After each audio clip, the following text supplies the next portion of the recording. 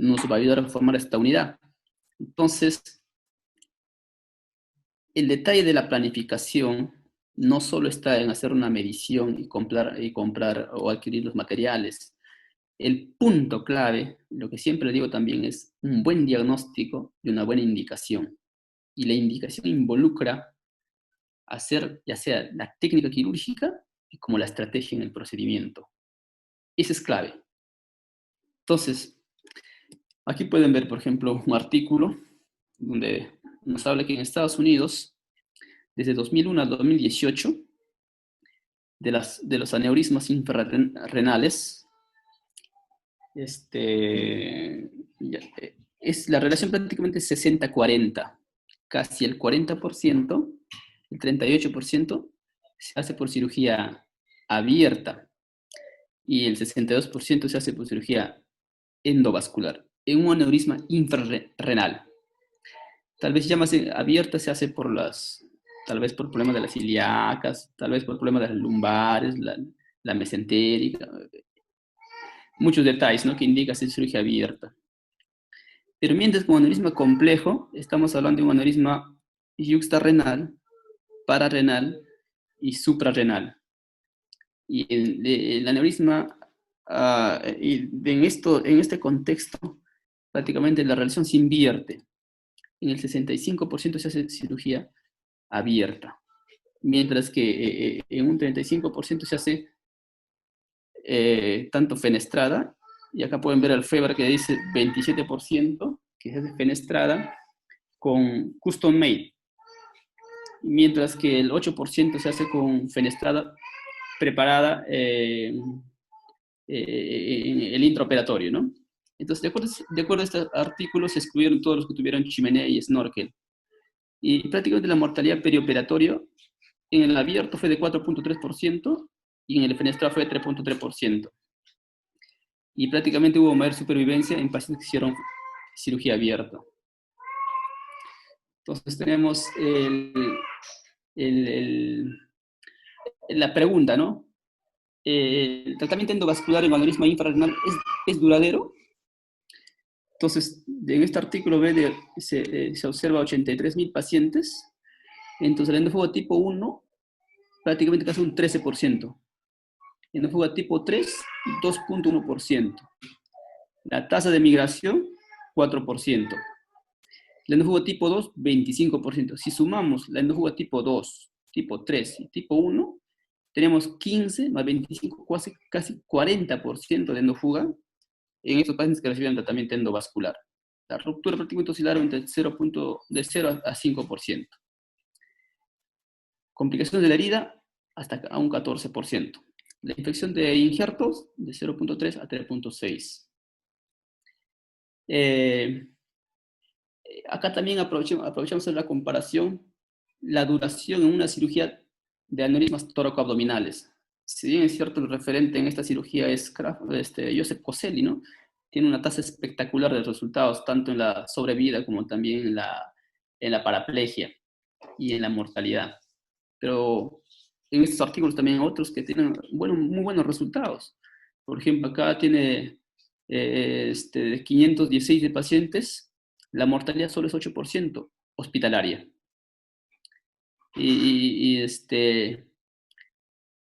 En pacientes que prácticamente la supervivencia a los 5 años fue 67% y la mortalidad asociada con su problema, prácticamente con el problema de la aorta, fue 3.1%.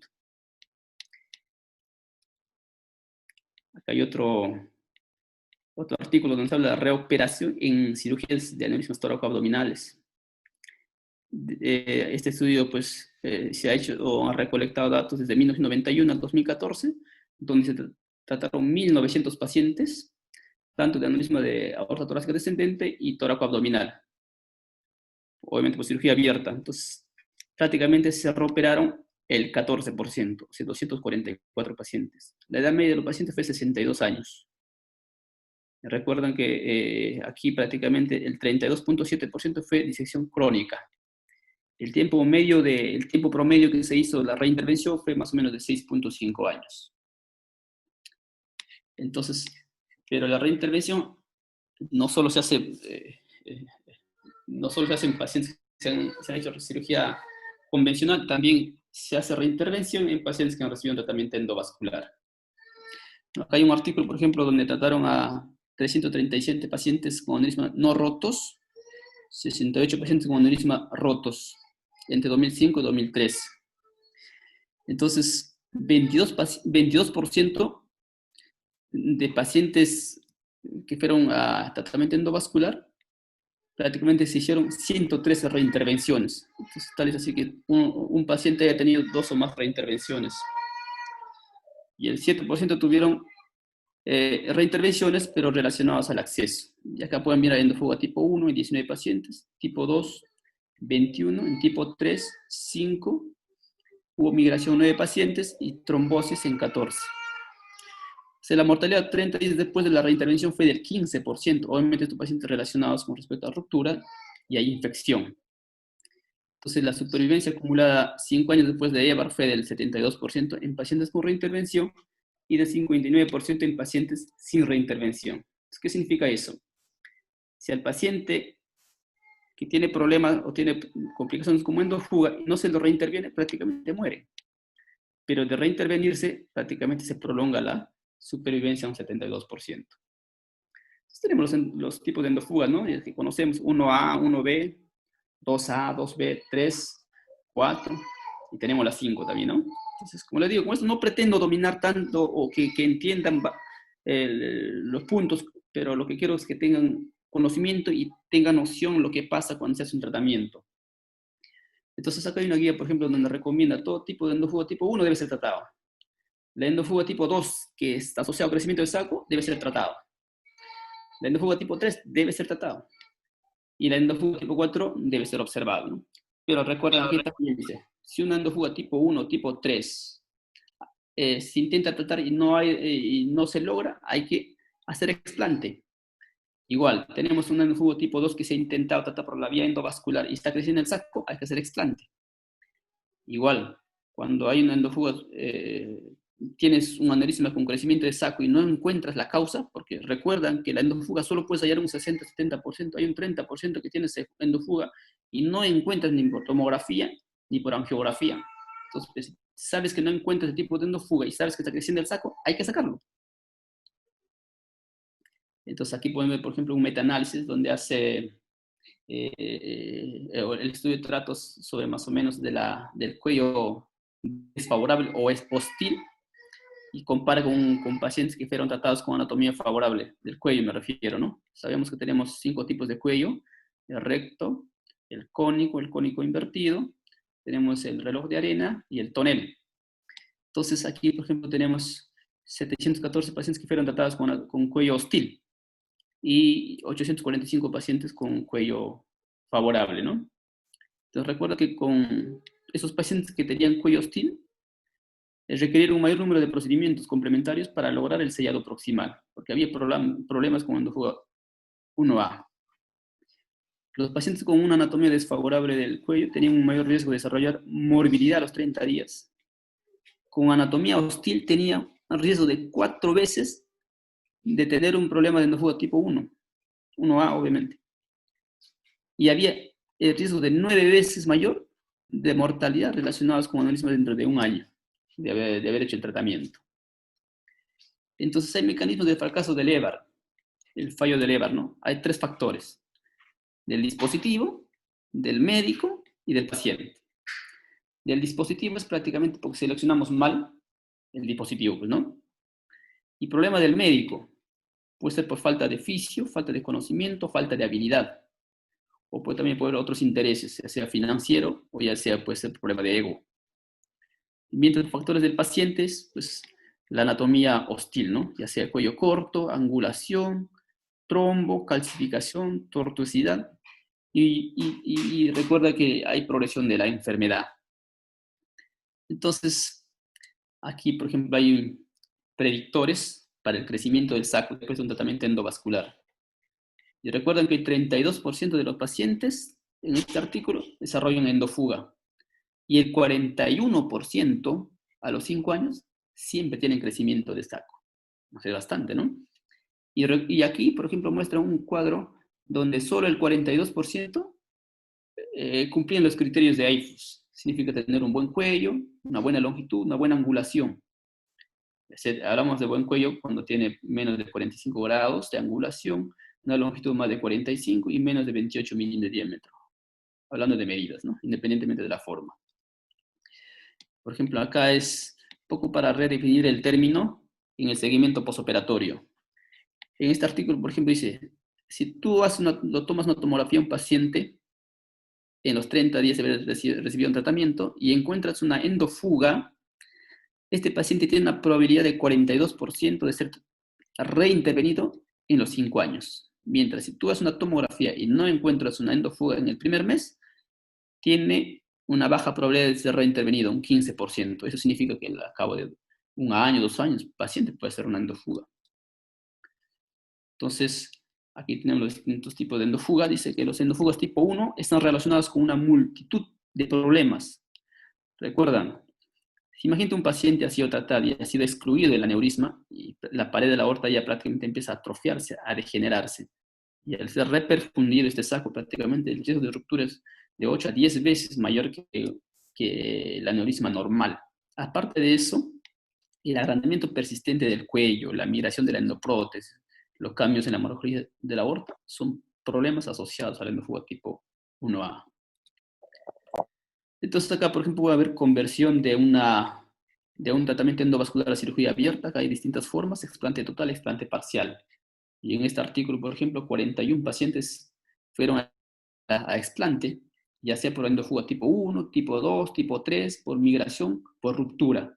Y pueden ver acá, por ejemplo, la mortalidad en pacientes que vinieron por ruptura fue 67%. Y pacientes que fueron, 4 pacientes fueron por una fístula aortoduodenal, 1 murieron, o sea, 25%. Y un aneurisma tóraco-abdominal, 100% fue, el paciente falleció. Pero cuando va por cirugía electiva, o sea, así como hemos hecho paciente Chuchán, paciente, la mortalidad es baja en estos pacientes, prácticamente 3.3%. Entonces, acá, por ejemplo, un artículo donde habla de la influencia de la longitud del cuello, solo basándose en el cuello. Y también una cosa, que no todos los pacientes son candidatos a un tratamiento endovascular, eso sí, hay que saber. Hay un 30% que sale de la indicación, se sale de la indicación al tratamiento endovascular. Y acá, por ejemplo, según este artículo, los clasificaron en 3 grupos. El grupo A, los que tenían más de 15 milímetros de longitud. El grupo B, de 15 de 10 a 15. Y el grupo C, por debajo de 10 milímetros. Y pueden ver, mira, a los 10 días, los que tienen menor de 10 milímetros de cuello, de longitud, tienen 10% de riesgo de ser endofuga 1A. Mientras si tienes una longitud más de 15 milímetros, solo el 2.6% para desarrollar un endofuga tipo 1A. Entonces, hablamos de una anatomía de cuello hostil, un diámetro de cuello mayor de 28 a 30 milímetros, angulación mayor de 60 grados, longitud del cuello menor de 15 milímetros, que haya trombo en el cuello, más de 2 milímetros de espesor, que tengas cuello proximal calcificado mayor o igual a 50%, y que tengas otros tipos de morfología del cuello, ¿no? Como dije, puede ser un cónico invertido, tonel o reloj de arena. Aquí está, ¿no? Pueden ver, mira, los del grupo C, los que tienen menor de 10 milímetros, tienen más probabilidad de reintervención. Entonces, tenemos las endofugas 1A. Hay varias formas de tratar. Podemos tratar con una extensión. Ahora que tenemos los aptus, el endoanchor, por fenestrado, por chimeneas, con coils o conversión a cirugía abierta, ¿no? Entonces, acá pueden ver, por ejemplo, lo primero en un endofuga tipo 1A, siempre intentamos primero un balonamiento. Siempre empezamos con balonamiento. Luego podemos poner un CAF proximal, podemos poner un stent, se puede hacer embolización, se puede usar aptus. Pero para hacer aptus siempre tiene que haber cuello, siempre tiene que haber cuello. Y el cuello tiene que ser más de 5 milímetros para hacer un tratamiento con aptus. Entonces acá, por ejemplo, tenemos un artículo sobre un palmas. Prácticamente en este artículo el éxito terapéutico fue 100%. Este es el aptus, que aquí en Perú todavía no hemos hecho. que cuando vino Andrés últimamente hace poco hizo una publicación de su experiencia con este dispositivo. Entonces acá pueden ver, miren, los distintos tipos de penetración. Buena penetración es cuando está por encima de 2 milímetros. Una penetración regular por debajo y prácticamente mala penetración cuando tenga por debajo de menos de 1 milímetro, ¿no? Aquí pueden ver, pues, acá son pues lo mismo, otro artículo, el éxito técnico es 95% y la endofuga residual 9,1%. Entonces acá también, por ejemplo, el tratamiento que hacemos a pacientes con aneurisma yuxtarrenal, fenestrado versus chimenea.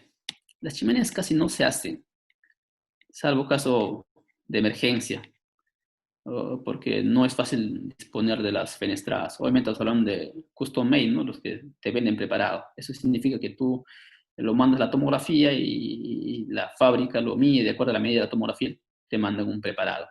Pero también se hace el full made. Entonces eso demora pues 4 o 6 semanas mandar a prepararlo. Y a veces en la espera porque el paciente puede complicarse, ¿no? Técnicamente la chimenea es más fácil. Como le decía, que la chimenea es una cuestión de emergencia para rescate. Y el otro es, pues, el costo es mucho menos que hacer una fenestrada,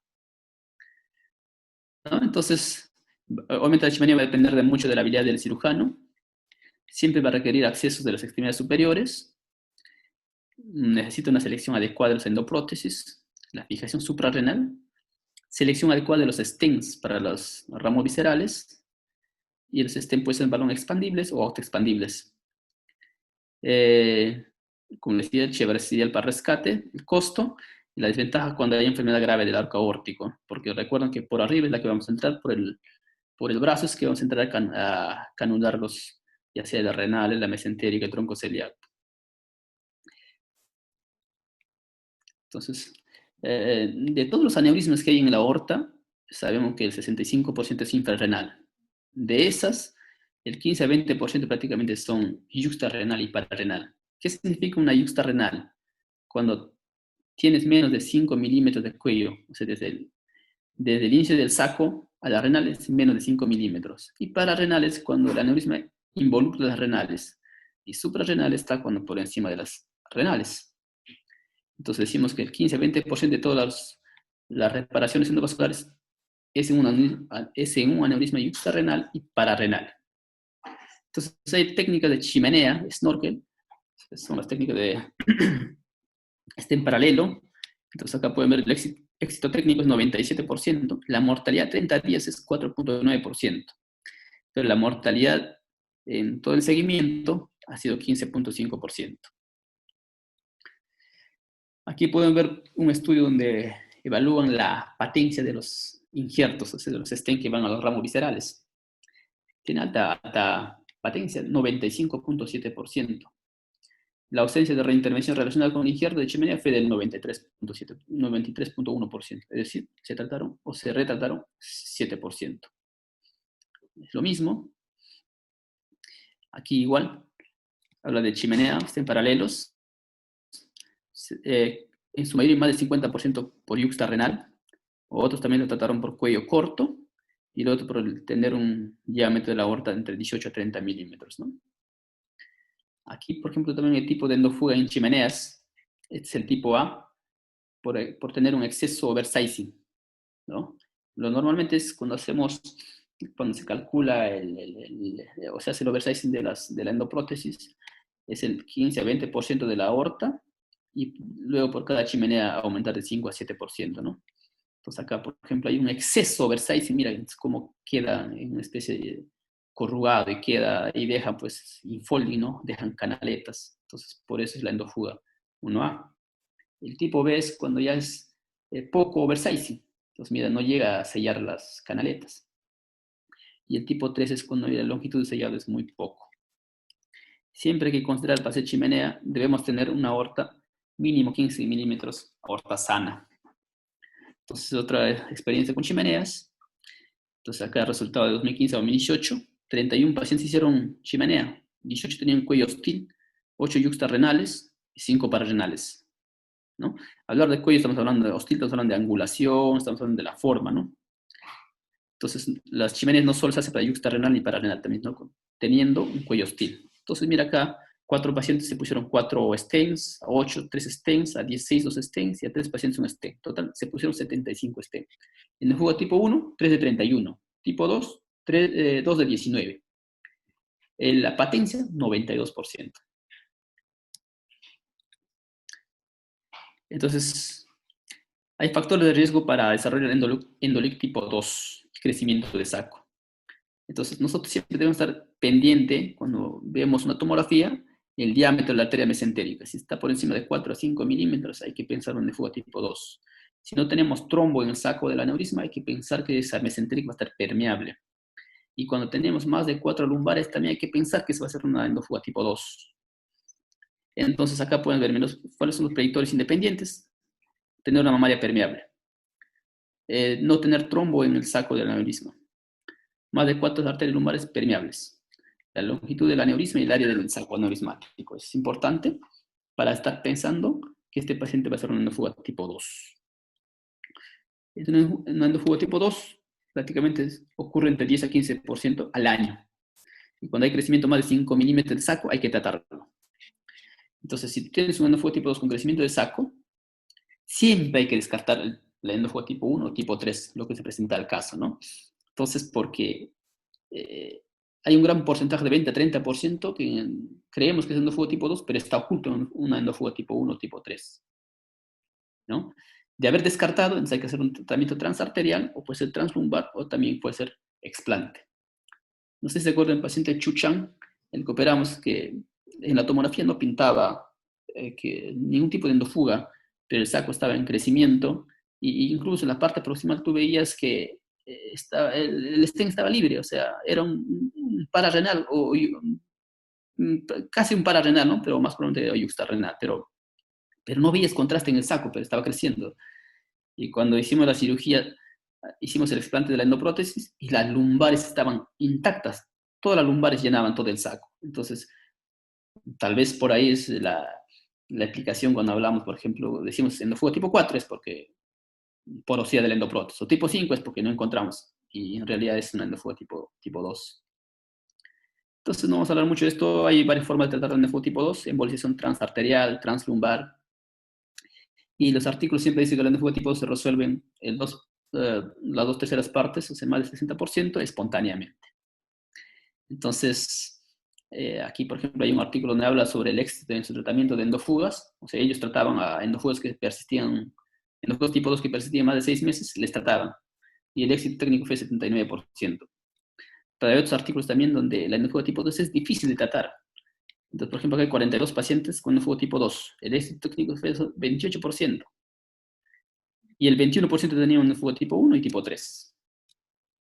Entonces, acá puede haber otro artículo, por ejemplo, que el endofuga tipo 1 y tipo 3 siempre están ocultos en una endofuga tipo 2. Y acá de 118 pacientes pueden ver, el 26% tenían endofuga oculto. Y solo el 92 pacientes, pero estos son 26 pacientes, y 92 pacientes tenían solo endofuga tipo 2. De lo mismo, tener endofugas 1 y 3 dentro de una endofuga tipo 2. Y eso sería todo.